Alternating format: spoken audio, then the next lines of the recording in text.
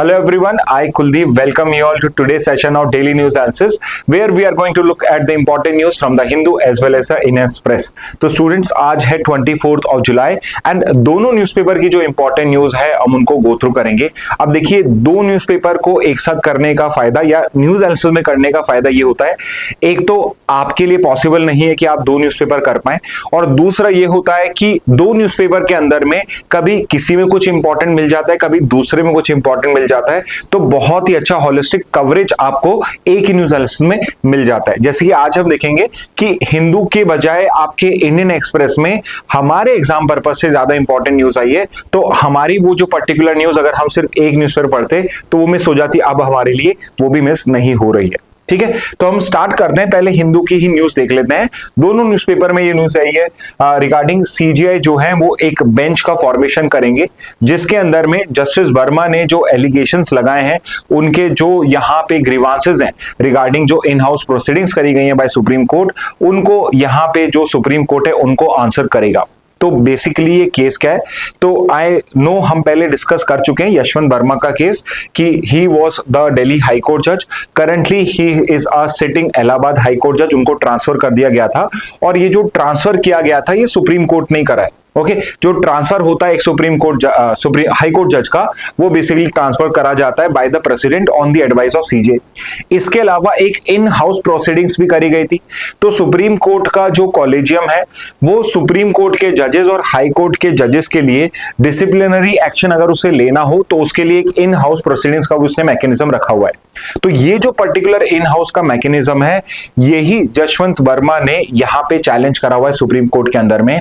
He has said कि ये जो पर्टिकुलर इन हाउस प्रोसीडिंग्स का जो आपका प्रॉपर ये प्रोसीजर है ये टोटली वॉयलेटिव है कॉन्स्टिट्यूशन का, बिकॉज एज पर कॉन्स्टिट्यूशन किसी जज के अगेंस्ट में अगर आपको कोई एक्शन लेना है तो वो पावर सोलली पार्लियामेंट को प्रोवाइडेड है। और इसीलिए अभी हम देख रहे हैं कि जस्टिस जसवंत वर्मा के अगेंस्ट में अभी आपके पार्लियामेंट के अंदर में आपका जो इंपीचमेंट मोशन है वो इनिशिएट हो चुका है।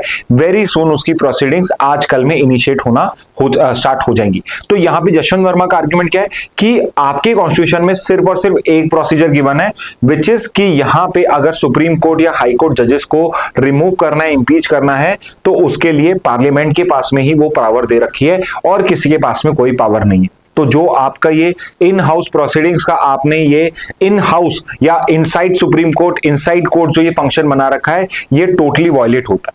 तो इस पर्टिकुलर चीज को सुप्रीम कोर्ट के अगेंस्ट में ही क्वेश्चन करा गया फॉर इट्स कॉन्स्टिट्यूशनैलिटी, और उसी के लिए चीफ जस्टिस ऑफ इंडिया कह रहे हैं कि मैं एक बेंच फॉर्म करूंगा, उसमें जजेस होंगे जो इसको डिस्कशन लेंगे, और उन्होंने बोला है कि मैं खुद इस पर्टिकुलर केस से रिक्यूजल लेता हूं। रिक्यूजल का मतलब होता है कि बिकॉज मैं इस केस के अंदर में इंटरेस्टेड पार्टी हूं, मैं इसमें पहले इन्वॉल्व रह चुका हूं। फॉर एग्जाम्पल कि यहाँ पे जो इनके अगेंस्ट में एक्शन लिया गया था जसवंत वर्मा के अगेंस्ट में, उस टाइम में जो chief justice of India BR गवाई उस टाइम में एज अ जज ऑफ द सुप्रीम कोर्ट वो उसमें इन्वॉल्व थे और इन्होंने भी इन हाउस प्रोसीडिंग्स में पार्टिसिपेट करा था। तो he has said because I was part of the original proceedings, तो यहां पे हो सकता है कि कोई कंफ्लिक्ट हो जाए, इसलिए I am not going to be part of it. But अब सीजीआई जो है यहां पे एक नई बेंच बनाएंगे इस पर्टिकुलर केस को लेके। ओके, तो यहां पे फिर से वही चीज है आपके सामने कि केस क्या है वो यहां पे एक्सप्लेन्ड है, और नीचे ये इन हाउस प्रोसीडिंग्स क्या होता है। तो here you have to realise कि जो इन हाउस इंक्वायरी प्रोसीजर है सुप्रीम कोर्ट का, ना तो ये कॉन्स्टिट्यूशन में मेंशन है, ना ये स्टैट्यूटरी ना ये किसी स्टैट्यूट में मेंशन है, ना कोई स्टैट्यूटरी प्रोसीजर है। ये आपका जुडिशियली क्रिएटेड मैकेनिज्म है जो विद टाइम इवॉल्व हुआ है, विच मीन्स ना तो पार्लियामेंट ने किसी लॉ में इसे बनाया है, ना कॉन्स्टिट्यूशन के में गिवन है। जुडिशरी ने डिसिप्लिन लाने के लिए, एक डेकोरम मेंटेन करने के लिए, जजेस को कंट्रोल करने के लिए ये एक in house internal disciplinary mechanism बनाया हुआ है। तो ये इनिशिएट हुआ था थ्रू सुप्रीम कोर्ट रेजोल्यूशन 97 के अंदर में आपके सुप्रीम कोर्ट ने with regard to judicial discipline कई इंपॉर्टेंट रेजोल्यूशन लिए थे, तो उसमें से एक इंपॉर्टेंट रेजोल्यूशन ये भी था। और यहाँ पे क्या होता है, कोई प्रीलिमिनरी एग्जामिनेशन हो कंप्लेन की तो वो यहाँ पे सुप्रीम कोर्ट हाई कोर्ट के जज के अगेंस्ट में under this in house inquiry procedure करी जाती है। अब इसके बाद इन हाउस इंक्वायरी के अंदर में किस टाइप का एक्शन रिकमेंड किया जा सकता है, तो अगेन यहां देखिए यार रिकमेंड लिखा हुआ है, तो रिकमेंडेशन का काम है, मतलब कि जो इन हाउस इंक्वायरी है उससे कोई एक्शन नहीं लिया जाता, उससे सिर्फ रिकमेंड किया जाता है। बिकॉज अगेन सुप्रीम कोर्ट या हाई कोर्ट के जजेस इन्वॉल्व हैं, तो कोई भी एक्शन लेने की पावर जो होती है वो सिर्फ और सिर्फ प्रेसिडेंट के पास में होती है। तो यहाँ पे इट में recommend no action, it can advise resignation to that particular जज कि आप रिजाइन कर दीजिए, या फिर ये जो पर्टिकुलर रिपोर्ट है उसको प्रेसिडेंट को यहाँ पे फॉरवर्ड कर दीजिए, और प्रेसिडेंट जो है अगर उसको लगेगा कि इंपीचमेंट मोशन करना चाहिए तो फिर यहाँ पे इंपीचमेंट मोशन की प्रोसीडिंग्स इनिशिएट की जा सकती है।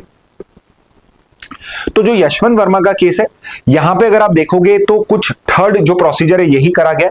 पहले वैसे उनको रेजिग्नेशन एडवाइस किया गया था, ही सेड कि अगर मैंने यहां रेजिग्नेशन दिया या यहां पे मैंने खुद ने वॉलंटरी रिटायरमेंट लिया तो it would be like saying कि yes I was guilty so that's why I am taking retirement और I am resigning।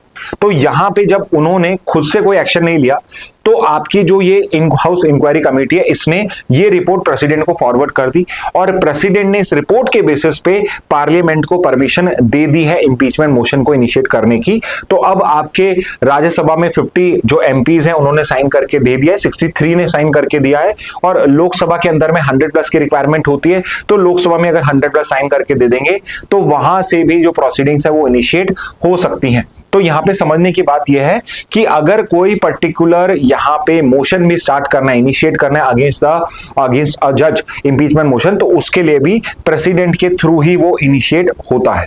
ओके, इसके बाद आपको कॉन्स्टिट्यूशनल प्रोविजंस बताए हुए हैं कि जो बेसिकली जसवंत वर्मा का आर्ग्यूमेंट है वो यही है कि ये जो पर्टिकुलर एक्शन आप ले पा रहे हो, ये जो आप इन हाउस इंक्वायरी कर रहे हो, all of this is not as per the constitution और अ लॉ।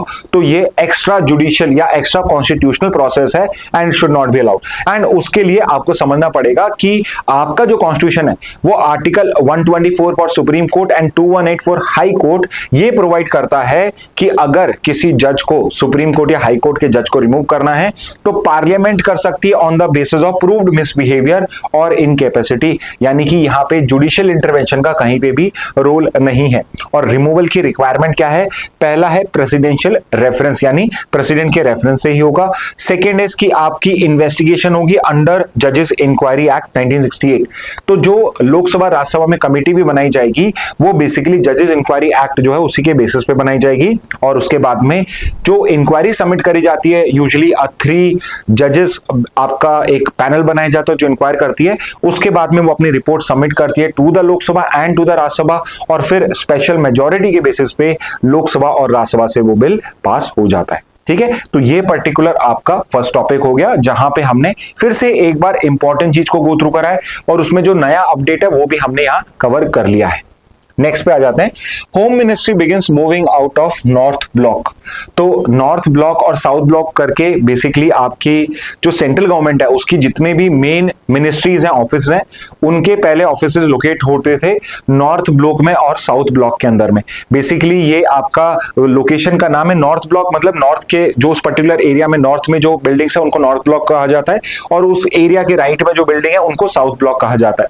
ठीक है, तो होम मिनिस्ट्री की जो बिल्डिंग है वो भी नॉर्थ ब्लॉक के अंदर में थी, बट ये जो पर्टिकुलर बिल्डिंग्स है ये 1911 में 1912 में बनाई गई थी, तब से बन रही हैं बिल्डिंग्स, और आज के टाइम में एक तो ये बहुत पुरानी भी हो चुकी है तो इनकी स्ट्रक्चरल इंटीग्रिटी का भी क्वेश्चन चल रहा था।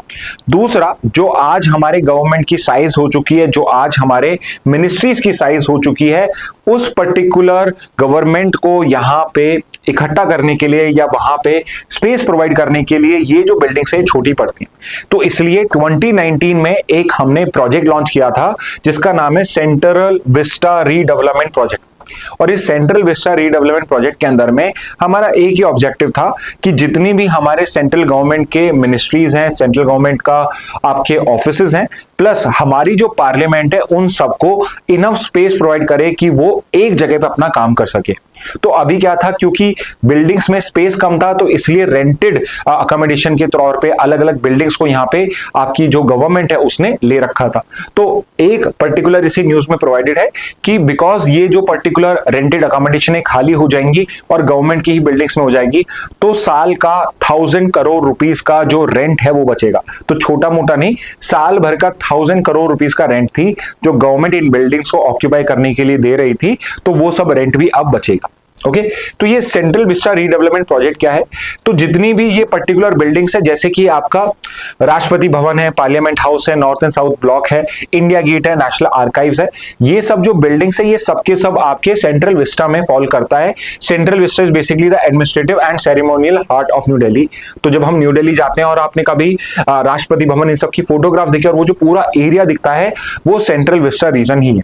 तो यहाँ पे हम इन बिल्डिंग्स को डिस्ट्रॉय नहीं कर रहे हैं, बट अब हम इनको इन पर्पसेस के लिए यूज नहीं करेंगे, इनको हम म्यूजियम्स में कन्वर्ट कर रहे हैं, obviously because it is part of our heritage also, but at the same time we understand कि हमें अब न्यू बिल्डिंग्स की, न्यू एरियाज की रिक्वायरमेंट है, तो इसके लिए हम नई बिल्डिंग्स क्रिएट कर।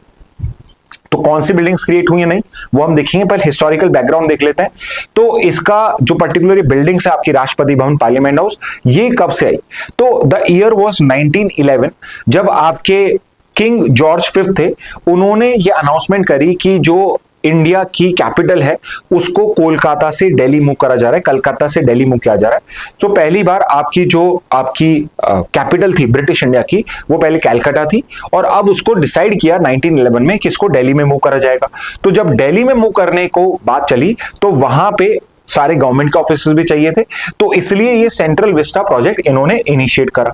तो आपने एक दो नाम सुने होंगे, जैसे एक नाम है एडविन लुटियंस, लुटियंस दिल्ली करके जो आपका सबसे पॉश एरिया बताया जाता है, वो पर्टिकुलर जो area it is named after Edwin Lutyens, जिन्होंने बेसिकली जो सेंट्रल दिल्ली है पूरी की पूरी उसको डिजाइन करा है। एंड इनको बहुत अच्छे से साथ दिया था हर्बर्ट बेकर ने, जो एक और आर्किटेक्ट थे, इन्होंने भी जो मेन बिल्डिंग्स है आपके वो सारी की सारी डिजाइन करी है।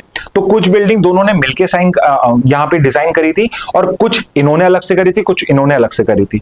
तो किसने कौन सी करी थी, तो हम जो हमारा करंट पार्लियामेंट हाउस देखते हैं, जो अभी हमारा संसद भवन है, वो लुटियंस और बेकर ने मिलकर डिजाइन करा है। तो हमारा जो संसद भवन है या हमारा जो पार्लियामेंट हाउस है जो पुराना वाला है, वो इन दोनों ने मिलकर डिजाइन किया था। सेकंड है राष्ट्रपति भवन, जो प्रेसिडेंट हाउस है, it has been design by Edwin Lutyens, ठीक है। थर्ड है सेक्रेटेरिएट, यानी कि आपके नॉर्थ और साउथ ब्लॉक जिसमें होम मिनिस्ट्री थी, वो डिजाइन किए थे हर्बर्ट बेकर ने। तो ये तीनों बिल्डिंग्स जो हैं और ये एरिया जो है ये इन्होंने मिलकर करा था। अब 2019 के अंदर में जो यूनियन मिनिस्ट्री ऑफ हाउसिंग है उसने यहां पे डिसाइड करा सेंट्रल विस्टा को रीडेवलप करने का, सो दैट यहां पे हम उनकी जो कैपेसिटी है उसको इंक्रीज कर सके और एक बेटर मॉडर्न एरिया जो है हमारे गवर्नेंस के लिए उसको क्रिएट कर सके। तो 2019 में ये प्रोजेक्ट स्टार्ट करा। और सेंट्रल विस्टा जो रीडेवलपमेंट प्रोजेक्ट है उसके अंदर में मेन चीज क्या करी है, एक तो हमने नई एक पार्लियामेंट बिल्डिंग बनाई है। तो अगर आप देखोगे तो एक ट्रायंगुलर पार्लियामेंट बिल्डिंग आपको दिखती है, तो जो करंट बिल्डिंग है उसके साइड में ही एक नई आपकी पार्लियामेंट हाउस बनाया गया। And one of the reason कि हमें नया पार्लियामेंट हाउस इसलिए चाहिए था बिकॉज इट इज बिलीव्ड कि जो आपका नेक्स्ट डिलिमिटेशन होगा as per the upcoming census, 27 में सेंसस आने वाला है हमारा, और उसके बेसिस पे हमारी सीट जो है उनको रीएडजस्ट किया जाएगा बाउंड्रीज को, सो दैट हमारे लोकसभा और लेजिस्लेटिव असेंबली की सीट जो है उनको इंक्रीज करा जा सके। तो जब इंक्रीज करा जाएगा तो मेंबर ऑफ पार्लियामेंट इंक्रीज होंगे, और करंट जो बिल्डिंग है उसके अंदर में जो एडेड आपके पार्लियामेंट्रियंस होंगे उनको बैठाने की स्पेस नहीं थी, तो इसलिए भी we urgently required a new building, ठीक है। सेकंड इसकी हमने एक कॉमन सेंट्रल सेक्रेटेरिएट क्रिएट कर दिया है। तो अब नॉर्थ ब्लॉक साउथ ब्लॉक नहीं होगा, अब एक सीसीएस होगा, कॉमन सेंट्रल सेक्रेटेरिएट होगा, जहां पे सारे जो सेंट्रल गवर्नमेंट की मिनिस्ट्रीज हैं उन सबके ऑफिसर्स और ऑफिसेज लोकेट होंगे। तो उससे क्या होगा, पहले क्या होता था कि नॉर्थ ब्लॉक में अगर कोई पर्टिकुलर ऑफिस है साउथ में है तो वहां से आपको हर चीज को ट्रांसफर करना पड़ता था, फिर वहां से फाइल आती थी, फिर जाती थी, तो बहुत टाइम वेस्ट होता था, बहुत एफर्ट्स लगते थे उसके अंदर में। तो अब ये पर्टिकुलर चीज नहीं होगी बिकॉज एक ही बिल्डिंग के अंदर में सारे मिनिस्टर्स मिनिस्ट्रीज आपके मौजूद होंगे। थर्ड इज आपका जो राजपथ है जिसको आज हम कर्तव्य पथ कहते हैं, तो आपकी जो रिपब्लिक डे की परेड होती है वो कर्तव्य पथ, पहले राजपथ और आज के टाइम में कर्तव्य पथ के ऊपर पे से ही जाती है। तो इस 3 किलोमीटर स्ट्रेच को भी यहाँ पे वापस से मॉडिफाई किया गया है। एंड फोर्थ इज नॉर्थ और साउथ ब्लॉक्स को अब म्यूजियम में कन्वर्ट कर दिया गया है, और नाम भी बहुत इंटरेस्टिंग रखा गया है। इसका नाम क्या है, युगे युगीन भारत नेशनल म्यूजियम, यानी युगों युगों से चलता हुआ जो हमारा भारत है उसका एक नेशनल म्यूजियम इनका नाम होगा। तो जो नॉर्थ और साउथ ब्लॉक्स हैं इनको म्यूजियम्स के अंदर में कन्वर्ट कर दिया जाएगा because they are also part of our heritage. तो ये रहेगा आपका Central Vista redevelopment project. Next पे आते हैं, can presidential reference change a judgment. तो देखिए प्रेसिडेंशियल रेफरेंस हम डिटेल में डिस्कस कर चुके हैं, I do not want to go into details of this again, but यहां पे एक इंपॉर्टेंट आर्टिकल आया है रिगार्डिंग कि जो ये प्रेसिडेंशियल रेफरेंस किया गया है और जो आपकी सुप्रीम कोर्ट है वो उसकी हियरिंग भी स्टार्ट कर चुका है। तो यहां पे क्वेश्चन ये आता है कि जो प्रेसिडेंशियल रेफरेंस होता है क्या वो पुराने जजमेंट को यहां पे चेंज कर सकता है, उसमें मॉडिफिकेशन या ओवररूल कर सकता है, नहीं कर सकता है। तो ये जो पर्टिकुलर क्वेश्चन है इसको हम यहां पे आंसर कर रहे हैं, बिकॉज एक बहुत ही एक इंटरेस्टिंग आर्टिकल आपके सामने आया हुआ है। तो यहां पे सुप्रीम कोर्ट ने पहले तो क्या कहा कि देखिए ये जो प्रेसिडेंशियल रेफरेंस मांगा गया है regarding governor of Tamil Nadu state of Tamil Nadu, जिसके अंदर में गवर्नर के लिए और प्रेसिडेंट के लिए भी जब वो स्टेट बिल्स के बारे में असेंट की बात कर रहा है तो 3 महीने की टाइम लिमिट लगाई गई है। और गवर्नमेंट ने प्रेसिडेंट के थ्रू यही सवाल पूछा है कि क्या सुप्रीम कोर्ट इस तरीके से पूछ सकता है। तो सुप्रीम कोर्ट भी इस बार पीछे नहीं हटा है। सुप्रीम कोर्ट ने क्या बोला है कि ये सिर्फ गवर्नमेंट या सेंट्रल गवर्नमेंट का क्वेश्चन नहीं है, ये इंडिया का क्वेश्चन है। तो यहां पे सिर्फ सेंट्रल गवर्नमेंट से काम नहीं चलेगा, वी वांट कि सेंटर भी इसमें इन्वॉल्व हो और स्टेट्स भी इसके अंदर में इन्वॉल्व हो। तो कहीं ना कहीं यहां पे सुप्रीम कोर्ट ने यहां पे स्टेट्स को भी इन्वॉल्व करा है, बिकॉज स्टेट का भी तो ग्रीवांस है, यहां पे स्टेट को ही तो इशू है यहां पे कि जो गवर्नर है, जो सेंटर अपॉइंट करता है, वो डिसीजन ही नहीं ले रहा है। तो कहीं ना कहीं सेंटर को काउंटर करने के लिए आप कह सकते हैं बहुत स्मार्टली सुप्रीम कोर्ट ने यहां स्टेट्स को भी इन्वॉल्व कर दिया। तो देखते हैं इसमें क्या होता है। बट अब यहां पे जो प्रेसिडेंट का ये यहां पे जो सुप्रीम कोर्ट का ऑर्डर है रिगार्डिंग प्रेसिडेंशियल रेफरेंस, इसको यहां पे क्वेश्चन करा गया है। ठीक है, तो आर्टिकल 143 जिसके अंदर में प्रेसिडेंट से आप रेफरेंस करा सकते हो। अब यहां पे पहली चीज तो आई कि क्या सुप्रीम कोर्ट बाउंड है या नहीं है, तो उसको लेके हमारे पास में ये जजमेंट्स है। एक तो है स्पेशल कोर्ट्स बिल केस 78 का, जिसमें कोर्ट ने बोला कि यहां पे वर्ड में है, मतलब रेफरेंस करने के बाद सुप्रीम कोर्ट बाउंड है क्या बेसिकली अपना ओपिनियन देने के लिए। तो सुप्रीम कोर्ट ने बोला कि यहां पे में है, इसका मतलब इसके पास डिस्क्रिशन है, यानी कि आपको ये समझना है कि किस बेसिस पे। तो स्पेशल कोर्ट्स बिल केस जो है इसके बेसिस पे आपका सुप्रीम कोर्ट ये कह रहा है कि सुप्रीम कोर्ट ओपिनियन देने के लिए बाउंड नहीं है। और 1993 का एक हमारे पास प्रेसिडेंट भी है, जब सुप्रीम कोर्ट ने रेफरेंस जब करा गया अयोध्या का केस तो उसके ऊपर पे अपना ओपिनियन देने को ही डिक्लाइन कर दिया। तो यानी कि सुप्रीम कोर्ट बिल्कुल भी बाउंड नहीं है अपने रेफरेंस को यहां पे देने के लिए। फिर क्वेश्चन ये आता है कि जो एडवाइजरी ओपिनियन सुप्रीम कोर्ट ने दी है वो बाइंडिंग है या नहीं। अब देखिए मैंने पहले आपको बताया था कि वो बाइंडिंग नहीं होती है, और अभी भी मैं यही कह रहा हूं कि वो बाइंडिंग नहीं होती है। बट मेरी ये गलत बात होगी अगर मैं आपको सुप्रीम कोर्ट का जजमेंट नहीं बताऊं जिसमें ये कहा गया है कि एडवाइजरी ओपिनियन बाइंडिंग नहीं होती है, एंड इसके अलावा एक जजमेंट ऐसा भी है जहां पे एडवाइजरी ओपिनियन बाइंडिंग होती है। तो ये सिर्फ पॉइंट मैं इसलिए बता रहा हूं कि वैसे तो नहीं आएगा, और आ भी गया तो आपको नो ही लिखकर आना है कि एडवाइजरी ओपिनियन बाइंडिंग नहीं होती है। बट फिर भी अगर प्रिंसिपल में कुछ उल्टा केस दे दिया जाए तो फिर आप कैसे हैंडल करोगे लीगल का क्वेश्चन, बिकॉज जीके में तो सिंपल सा इट इज नॉट बाइंडिंग। और अगर कंट्रोवर्सी होती है तो वो क्वेश्चन पूछते भी नहीं है, नहीं तो बाद में फिर जैसे क्लैट कंसोर्शियम में लास्ट ईयर हुआ था कि क्वेश्चन ही कैंसिल हो जाता है, यहां पर भी क्वेश्चन ही कैंसिल होगा। Okay, in anyway Saint Xavier's College versus state of Gujarat 74 का केस है, इसमें बोला कि जो ये एडवाइजरी ओपिनियन है ये non binding do not have the same binding force, मतलब ये नॉन बाइंडिंग होते हैं। हाउएवर एक डिसीजन है RK Garg versus union of India 1981, जिसमें सुप्रीम कोर्ट ने बोला है कि जो एडवाइजरी ओपिनियंस होते हैं ये अथॉरिटेटिव होते हैं। ठीक है, तो यहां पे ये समझना है अथॉरिटेटिव का मतलब डायरेक्टली बाइंडिंग नहीं होता है, बट अथॉरिटेटिव का मतलब ये जरूर हो जाता है कि अब जो भी डिसीजन लिया जाएगा वो इस जजमेंट के ओपिनियन के अगेंस्ट में नहीं जाना चाहिए। विच मींस कि अगर इस पर्टिकुलर केस में सुप्रीम कोर्ट ने कुछ हेल्ड करा है, कुछ एडवाइजरी ओपिनियन दिया है, तो ऑल दो गवर्नमेंट जो है वो एग्जैक्टली उसको फॉलो ना करे बट उसके अगेंस्ट में नहीं जाएगी, उसको वायलेट नहीं करेगी। तो एक जजमेंट ये भी है। हाउएवर अगर हमें क्लैरिफिकेशन देना हो कि आगे हमें एक सिंगल आंसर चाहिए, भाई यस और नो में बताइए कि क्या एडवाइजरी ओपिनियन बाइंडिंग है या नहीं है, तो अभी जो केस डिसाइड होता है उसके बाद में हो सकता है सिचुएशन चेंज हो, बट अभी हमारी क्लैरिटी क्या है कि no, advisory opinions of the supreme court are also not binding on the president. ठीक है, तो ये है।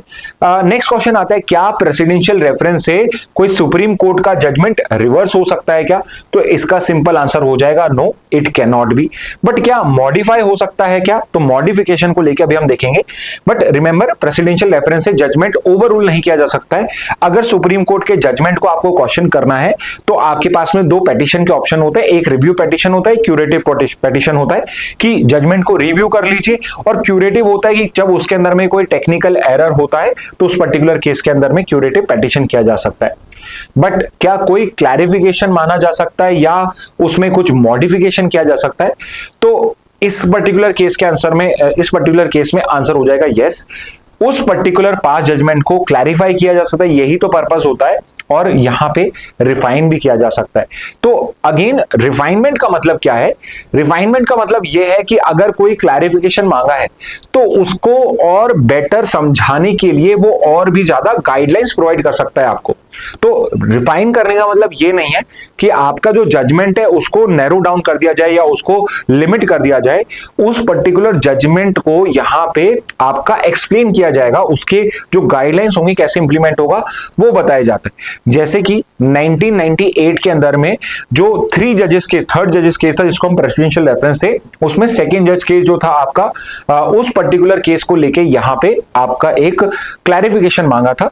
तो सुप्रीम कोर्ट ने यहां पे सिर्फ क्लैरिफिकेशन नहीं दिया, यहां पे सुप्रीम कोर्ट ने कॉलेजियम सिस्टम जो है उसको डेवलप करके प्रोवाइड कर दिया था। बट ओरिजिनल जो जजमेंट था आपका सेकंड जजेस केस का, उसको ओवरटर्न नहीं किया गया था। ओके, और इस पर्टिकुलर केस के अंदर में सुप्रीम कोर्ट ने यह भी क्लैरिफाई करा है कि एडवाइजरी ओपिनियन के अंदर में क्या एक्सपेक्टेड होता है। तो यहां पे इट में रीस्टेट, एलोबरेट और clarify a legal principle under article 143। However the ratio decidendi is not disturbed. Ratio decidendi क्या होता है? रेशियो डेसिडेंडाई किसी भी केस का होता है कोर जजमेंट। तो जो कोर पार्ट होता है, जो इंप्लीमेंटेबल पार्ट होता है, उसको कोर जजमेंट बोला जाता है। तो जो पुराना जो भी केस है, जैसे अब यहां पे रेफरेंस हो रहा है state of Tamil Nadu versus governor of Tamil Nadu, तो यहां पे जब प्रेसिडेंशियल रेफरेंस माना जा रहा है तो यहां पे सुप्रीम कोर्ट ने जो ये पर्टिकुलर ओपिनियन दिया कि 3 मंथ का टाइम लिमिट है, ये रेशियो डेसिडेंडाई है, ये चेंज नहीं हो सकता है, ये तो रखना ही पड़ेगा। बट क्लैरिफिकेशन आ सकता है कि किस सिचुएशन के अंदर में या किस तरीके से उस पर्टिकुलर पावर को आपको एक्सरसाइज करना है, और जो राइट्स हैं पार्टीज के वो चेंज नहीं हो सकते हैं। तो किसी केस में अगर एक बार एक पार्टी को राइट्स मिल गए तो आप रेफरेंस के अंदर में उस राइट्स को चेंज नहीं कर सकते हो। ठीक है, तो वापस से एक बार समराइज कर लेते हैं सो दैट आपको क्लियर हो जाए। तो जहां भी आप नोट्स बना रहे हैं एंड में समराइज कर लेना। तो समरी के अंदर में आप क्या लिखोगे? सबसे पहले तो आएगा सुप्रीम कोर्ट में प्रोवाइड its opinion, मतलब supreme court is not bound to provide its opinion. Second is are advisory opinions binding, तो सिंपली हम लिखेंगे no advisory opinions are not binding. Third आता है can presidential reference reverse a supreme court judgment, so again answer is going to be no, presidential reference can not reverse a supreme court judgment. And finally, but can they refine और clarify past judgment, so answer is going to be yes, they can clarify or refine past judgment but they cannot overrule the previous judgment। तो ratio डेसिडेंडाई जो है core judgement जो होगा वो यहां पे change नहीं किया जा सकता, उसको डिस्टर्ब नहीं किया जाएगा। Okay, so this is your particular news. Okay, next news पे आ जाते हैं। नेक्स्ट आपका एक एडिटोरियल है, टेक अवेज फ्रॉम द स्वच्छ सर्वेक्षण। तो एक बहुत अच्छा आर्टिकल आया है कि हमारी जो गवर्नमेंट है वो क्लीनलीनेस का एक कॉम्पिटिटिव एनवायरनमेंट क्रिएट करने के लिए एक रैंकिंग के साथ आती है, एक सर्वे करती है, उसके बेस पे रैंकिंग्स मिलती है हमें सिटीज की, सो दैट आपकी जो डिफरेंट सिटीज हैं उनके बीच में भी क्लीनलीनेस को लेके यहां पे एक कंपटीशन इनिशिएट हो। एट द सेम टाइम जो पब्लिक है, जो लोअर रैंकिंग्स होगी वहां की जो पब्लिक है वो अपने गवर्नमेंट से क्वेश्चन पूछ सकती है कि हम लोग क्लीनलीनेस में क्या कर रहे हैं। तो इसके लिए हमने एक स्वच्छ सर्वेक्षण सर्वे 2016 में लॉन्च किया था और आज के टाइम में 4500 प्लस सिटीज जो हैं वो इसके अंदर में पार्टिसिपेट करती हैं। और अभी क्या है, जो आपका इस साल का स्वच्छ सर्वेक्षण सर्वे आया है उसमें बिकॉज बहुत टाइम से कुछ भी चेंज नहीं हो रहा था तो उसमें कुछ चेंजेस करे गए सो दैट कि यहां पे जो डिफरेंट पॉपुलेशन बेस की आपकी सिटीज हैं उनको भी यहां पे टॉप पे आने का मौका मिल सके। तो अभी करंटली क्या था कि जो आपके सेगमेंट से वो सिर्फ 2 में डिवाइडेड थे कि a population above this level and a population below this level, तो सिर्फ 2 कैटेगरीज बन बढ़ रही थी, तो इस वजह से बहुत सारे सिटी जो स्वच्छ सर्वेक्षण में अच्छा भी कर रहे थे, बट बिकॉज यहाँ पे कुछ सिटीज बहुत ही ज्यादा बेटर कर रहे थे तो वो कभी भी ऊपर नहीं आ पा रहे थे, तो उनको भी मोटिवेट करके रखने के लिए स्वच्छता को लेके, स्वच्छ सर्वेक्षण को लेके यहाँ पे कुछ चेंजेस करे गए हैं। तो 2016 में जो स्वच्छ सर्वेक्षण सर्वे आया था, अब ये जो पर्टिकुलर सर्वेक्षण है ये 10 पैरामीटर्स पे होता है, और जैसे एग्जांपल के लिए ये वेस्ट सेग्रीगेशन एक्सेट्रा इन सब पे आपका होता है सर्वे। और अब हमने क्या करा है नए रैंकिंग सिस्टम के अंदर में, यहां पे हमने 2 से 5 कैटेगरीज बना दी है, जिसमें कोई पर्टिकुलर टाउन है जिसकी पॉपुलेशन 20,000 से कम है, एक 20,000 50,000 की कैटेगरी, एक 50 से 1 लाख की कर दी, एक 1 लाख से 10 लाख कर दी, और एक मोर देन 1 मिलियन सिटी, यानी मिलियन प्लस जो सिटी है 10 लाख प्लस पॉपुलेशन वाली, एक 5। तो पहले क्या था, 10 लाख प्लस और 10 लाख कम वाली थी, तो इस वजह से सिर्फ 2 ही कैटेगरी बनती थी, बट अब हमने क्या करा है 5 सेगमेंट बना दिए। तो डिफरेंट सेगमेंट्स में डिपेंडिंग ऑन द पॉपुलेशन आपको डिफरेंट सिटीज, टाउन्स, इन सब का नाम दिखने को मिल जाएगा। इसके अलावा कुछ बड़ी सिटीज जो बहुत साल से टॉप पे थी उनको अलग से कैटेगराइज कर दिया गया है, जिनको डाल दिया गया सुपर स्वच्छ लीग के अंदर में। तो जो particular cities continuously best perform कर रही हैं उन सबको इस स्पेसिफिक नई लीग में डाल दिया गया है, सुपर स्वच्छ लीग के अंदर में। तो यहां पे आपके जो पर्टिकुलर सिटीज हैं, पहले 2 ही थी, लास्ट ईयर का जो सर्वेक्षण हुआ था उसमें 2 सिटीज टॉप रैंक पे आई थी, आपकी मिलियन प्लस सिटीज में, मिलियन लेस सिटीज के अंदर में टॉप पे चल रही थी। एक तो थी इंदौर जो बहुत सालों से, पिछले 8 साल से टॉप पे थी जब से ये सर्वे स्टार्ट हुआ है, और लास्ट ईयर पहली बार सूरत आई थी। तो ये 2 सिटी प्लस नवी मुंबई जो एक न्यू एंट्रेंट है, इन तीनों को तो डाल दिया गया सुपर स्वच्छ लीग के अंदर में, और इन 5 कैटेगरी के लिए अलग अलग जो सिटीज होती हैं उनको रैंक किया जाता है। ओके, तो आपको सिर्फ सुपर स्वच्छ लीग पता होना चाहिए और जो मिलियन प्लस सिटीज हैं वो पता होनी चाहिए। तो सुपर स्वच्छ लीग जो है वो आई थिंक यस यहां पे मैंने लिखी हुई है इंदौर, सूरत और नवी मुंबई। मैंने आपको बता दिया पहले कि ये जो पर्टिकुलर सिटीज हैं अब ये सुपर स्वच्छ लीग में आ जाएगी। और इस बार की जो मिलियन प्लस सिटीज में रैंकिंग्स आई हैं उसमें टॉप 3 ये हैं। तो जो मिलियन प्लस, यहाँ 10 लाख से प्लस ज्यादा पॉपुलेशन है, इंदौर में इससे कम है तो वो इसमें नहीं है। तो अहमदाबाद, भोपाल और लखनऊ ये वो सिटीज हैं जहां पे 10 लाख से ज्यादा पॉपुलेशन है और ये इस कैटेगरी में टॉप पे आ चुकी हैं। और जो आपकी पहले से बेटर थी इंदौर, सूरत, नवी मुंबई, इन सबको अब सुपर स्वच्छ लीग में पुटअप कर दिया है। तो अगर अब ये परफॉर्मेंस बेकार करेंगी तो अब इनको इस लीग से निकाल दिया जाएगा। ओके, पिछले साल की रैंकिंग देख लेते हैं। फर्स्ट पे इंदौर, सूरत, नवी मुंबई है, इसमें करेक्शन ये कर लीजिए, इंदौर और सूरत दोनों के दोनों फर्स्ट ही थे लास्ट ईयर के, ठीक है, तो ये दोनों फर्स्ट हो जाएंगे। इस बार का जो स्वच्छ सर्वेक्षण सर्वे, इसके हिसाब से थीम क्या है, so the theme is reduce, reuse, recycle, RRR, ठीक है। तो जैसे मूवी थी उससे याद कर सकते हो कि इस सर्वे का नाम क्या है, RRR करके सर्वे का थीम है इस बार का। नेक्स्ट पे आते हैं, net FDI dives 98% on lower gross inflows, higher repatriation. तो हमारा जो बाहर से इंडिया में पैसा आता है, बाहर के जो फॉरेनर्स हैं, जो इन्वेस्टर्स हैं, बड़ी बड़ी कंपनीज हैं जो इंडिया में इन्वेस्ट करती हैं, वो पर्टिकुलर इन्वेस्टमेंट जो है वो कम हो गया है and it has fallen down by 98% as compared to previous year. पिछले साल जो मई का डेटा था, पिछले साल जो पैसा आया था उससे 98% कम पैसा, सिर्फ 2% ही उसका आया है। फॉर एग्जांपल लास्ट ईयर हमारे आया था $2.2 बिलियन रुपीस, पिछले साल मई और 2024 में 2.2 billion foreign direct investment India में आई थी, और इस बार सिर्फ $35 मिलियन आया है, 1 बिलियन भी क्रॉस नहीं है। तो आप देख सकते हैं कि कितना कम इस बार FDI आया है, और उसके रीजन क्या है, एक तो है कि ग्रॉस इनफ्लोस जो है वो कम हुए, और नेट है तो मतलब हमारे जो आया है वो भी, और जो यहां से जा रहा है उसको भी इंक्लूड करके बता रहे हैं, और हायर रिपेट्रिएशन मतलब कि यहां से पैसा बाहर भी ज्यादा जा रहा है।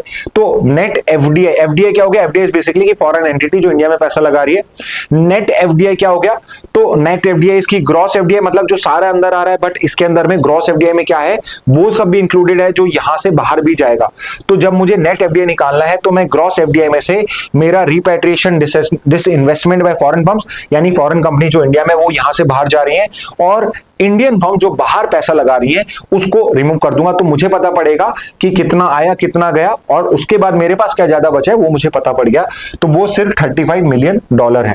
तो रीजंस क्या है इस बार के डिक्लाइन के, तो पहला है भाई कि FDI बाहर से ही कम आ रहा है, तो ग्रॉस FDI इन्फ्लोस जो है वो कम हुआ है, और one of the primary reason is कि एक तो ग्लोबल मार्केट आपका डाउन है, और यूएस की जो पॉलिसीज है उस वजह से भी बहुत सारी यूएस कंपनीज इंडिया में इन्वेस्ट नहीं कर रही हैं, और कहीं भी नहीं कर रही हैं। Second is sharp rise in repatriation disinvestment, मतलब कि जो फॉरेन कंपनीज है वो अपना पैसा यहां से निकाल रही हैं।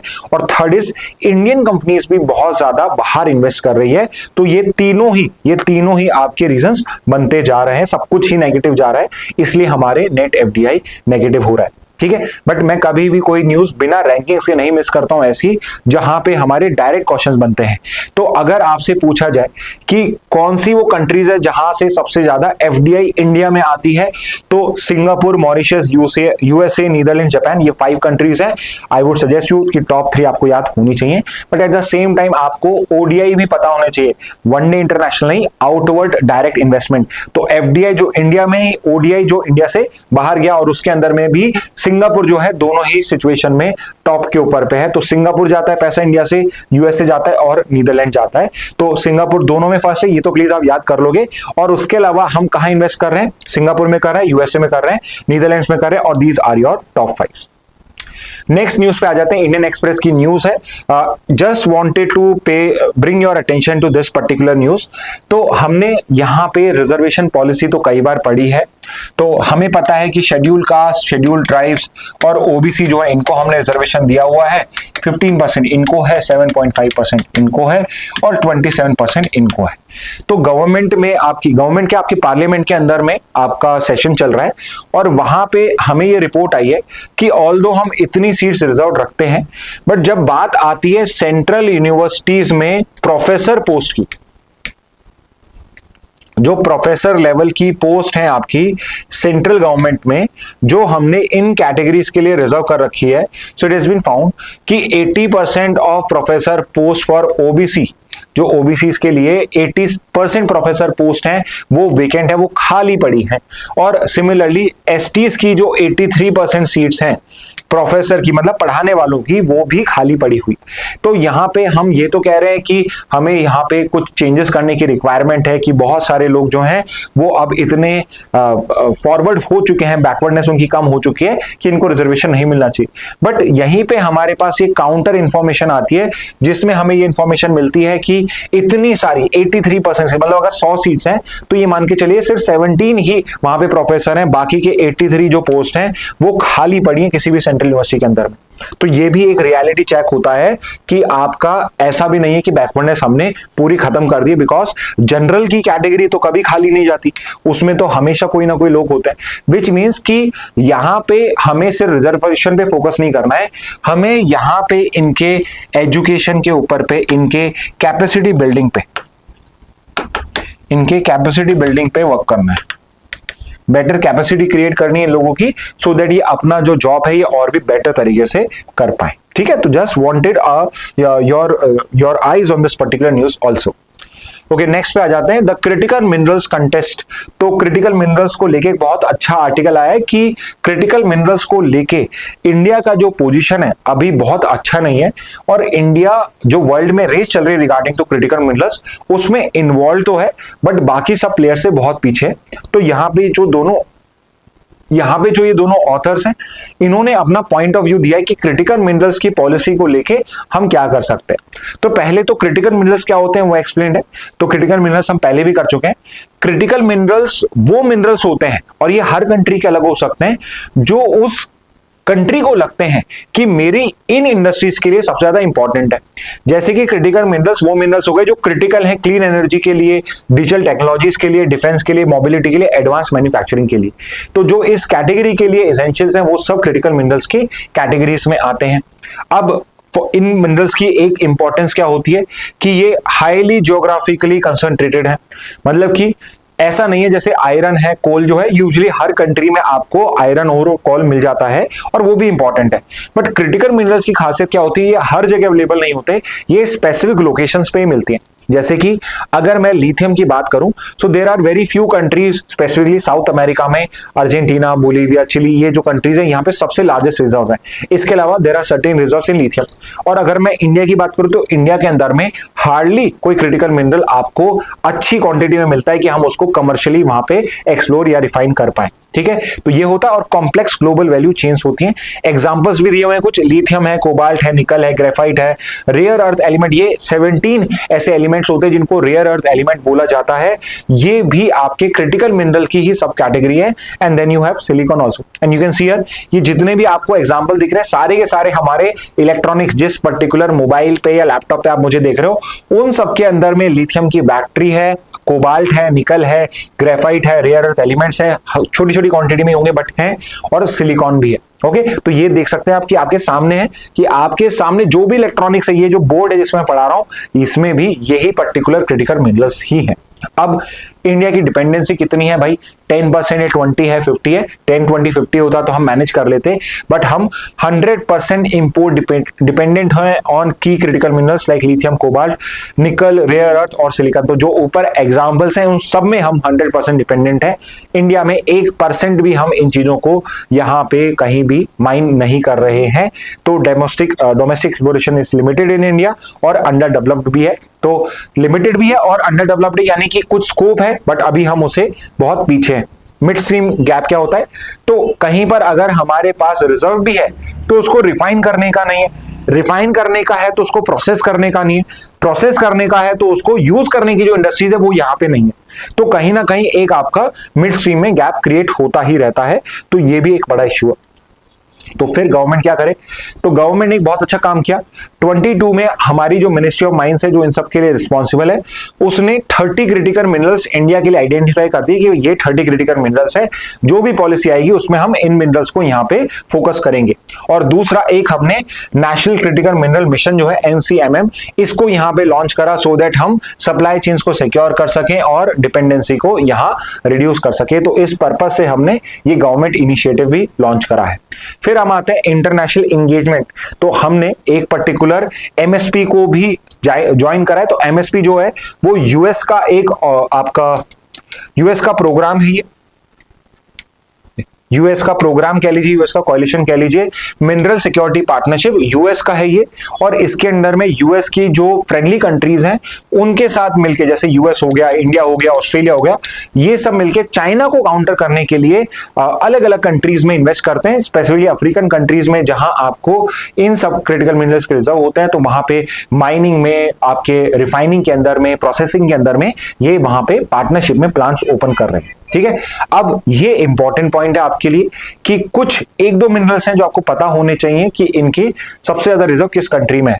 तो लिथियम की बात करी जाए तो टॉप पे ऑस्ट्रेलिया है, देन सेकंड पे चिली है, थर्ड पे अर्जेंटीना, फोर्थ पे चाइना है। ठीक है, तो ये रिजर्व्स की रैंकिंग है।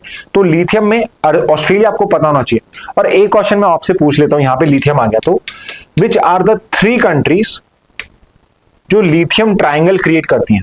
जो लिथियम ट्राइंगल है वो कौन सी 3 कंट्रीज क्रिएट करती हैं? एक हिंट और दे देता हूं, तीनों जो हैं वो ABC से स्टार्ट होती हैं। ठीक है, मतलब एक ए से, एक बी से, एक सी से। ओके, कोबाल्ट सबसे ज्यादा है तो कांगो में DRC, जो अभी आपका एक वहां पे कंफ्लिक्ट भी चल रहा है, 2 आर्म ग्रुप्स है, सिविलियंस ग्रुप, आपके सिविल वॉर वहां पे चल रहा है, आर्म ग्रुप्स है जो एक दूसरे से फाइट कर रहे हैं। और वन ऑफ द रीजन जहां पे रवांडा और आसपास के कंट्रीज इन्वॉल्व है, that is because DRC is rich in these particular minerals. तो कांगो है, रशिया है, ऑस्ट्रेलिया है। और रेयर अर्थ एलिमेंट जो है, जो 17 इन टोटल है, तो 17 इन टोटल ये रिकॉग्नाइज नहीं है। रेयर अर्थ एलिमेंट जो माने गए हैं वो 17 ही है हमारे केमिकल टेबल्स के हिसाब से। तो ये चाइना में सबसे ज्यादा है, फिर वियतनाम और फिर ब्राजील। ओके, तो ये तो वो कंट्रीज है जहां पे रिजर्व्स हैं, मतलब जमीन के नीचे, माउंटेन के नीचे, वहां पे ये अवेलेबल होते हैं। बट जब हम बात करते हैं यहाँ पे प्रोसेसिंग की या रिफाइनिंग की, तो उसके अंदर में हर किसी पर्टिकुलर क्रिटिकल मिनरल की रिफाइनरी में, प्रोसेसिंग में, it is China which dominates the market. तो चाहे लिथियम हो, चाहे कोबाल्ट हो, चाहे रेयर अर्थ एलिमेंट हो, इन सबकी प्रोसेसिंग के अंदर में, इवन इन सर्टेन केसेस 98% तक जो वर्ल्ड की रिफाइनिंग और प्रोसेसिंग इन क्रिटिकल मिनरल्स की, that is undertaken by China only. तो यहां पे चाइना का एक ऑल्टरनेटिव क्रिएट करना बहुत ज्यादा जरूरी है, not just for economic purposes, but for our defence purposes also, because एक कंट्री पे आप इतना डिपेंड नहीं हो सकते। नेक्स्ट पे आते हैं, वैक्सीन होप इन मलेरिया फाइट। तो यहाँ पे एक अच्छी न्यूज यही है कि हमारा जो Indian council of medical research है उसने एक पर्टिकुलर मलेरिया की वैक्सीन को यहाँ पे ट्रायल के लिए अप्रूव कर दिया। अभी ट्रायल के लिए अप्रूव किया गया है, अगर ट्रायल सक्सेसफुल हो जाएगी तो वो भी आपके जो वैक्सीन है वो इंडिया में भी अवेलेबल हो जाएगी और एक बहुत सही रेट पे हो जाएगी। तो मलेरिया रिसेंट टाइम्स में तो इसको कंट्रोल करा गया है स्पेशली इंडिया के अंदर में, बट एक टाइम था जब मलेरिया से more than 1 lakh people use to die in India only. मैं वर्ल्ड की बात नहीं कर रहा हूं, सिर्फ इंडिया में कर रहा हूं। बट अब क्या हो चुका है, जो मलेरिया रिलेटेड डेथ्स होती हैं वो लिमिटेड हो चुकी है। इवन लास्ट जो गवर्नमेंट डेटा है उसके हिसाब से only 22 people died because of malaria related causes. However WHO says कि ये नंबर अंडर रिपोर्टेड है, बट मैं ये कह रहा हूं कि भाई अंडर रिपोर्टेड भी है तो 22 हम कह रहे हैं तो 100 हो सकता है, 22 है तो 220 हो सकता है, 2200 हो सकता है, but it is nowhere near to the value जो पहले थी। However, we have to also realize कि मलेरिया जो है वो अभी तक एंड नहीं हुआ है। अफ्रीका के अंदर में बहुत सारे कंट्रीज हैं जहां पे बहुत सारे लोगों की डेथ बिकॉज ऑफ मलेरिया होती है। तो it is again still important कि हम यहाँ पे मलेरिया को कंट्रोल करें, और उसके लिए सबसे अच्छा तरीका, सबसे लॉन्ग टर्म सक्सेसफुल तरीका जो वो है वो यही है कि हम मलेरिया की अगर वैक्सीन डेवलप कर लेते हैं तो हम इस पर्टिकुलर डिजीज को पूरा ही एलिमिनेट कर देंगे। ओके, तो मलेरिया जो है डिजीज जो होती है सारी, ये सब आपके लिए इंपॉर्टेंट है, मतलब होनी नहीं, इंपॉर्टेंट पढ़ने के लिए है।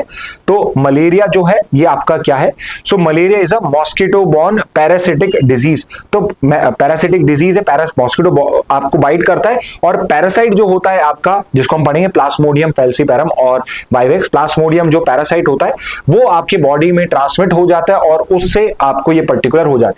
अब इंटरेस्टिंगली जो मलेरिया है आपका वो सिर्फ एक ही पर्टिकुलर स्पीशीज जो है मलेरिया की, आपके मॉस्किटोस की, उससे ही होता है, और उसमें भी जो उसकी फीमेल स्पीशीज है उसके काटने से ही मलेरिया होता है, और वो पर्टिकुलर फीमेल स्पीशीज है फीमेल एनोफिलिस मॉस्किटोस। तो ये पर्टिकुलर मॉस्किटो ब्रीड जो है ये भी आपके लिए इंपॉर्टेंट है। फीमेल एनोफिलिस मॉस्किटो का जो बाइट होता है उसी के बेसिस पे ही आपको मलेरिया कॉज हो सकता है। So it's a mosquito born parasitic disease cause by Plasmodium species. तो ये पैरासाइट का स्पीशीज है। मलेरिया जो आपका मॉस्किटो था उसके अंदर में ये पैरासाइट एग्जिस्ट करता है और ये हमारे बॉडी में एंटर कर जाता है। ठीक है, पैरासाइट क्या है, प्लाज्मोडियम फैल्सीपैरम। तो जो प्लाज्मोडियम तो पैरासाइट हो गया, इसके दो टाइप्स हैं मेजरली, कई होते हैं बट दो हमारे लिए इंपॉर्टेंट है। एक तो है प्लाज्मोडियम फैल्सीपैरम और दूसरा है प्लाज्मोडियम वाइवेक्स। अब देखिए इन दोनों में डिफरेंस क्या है।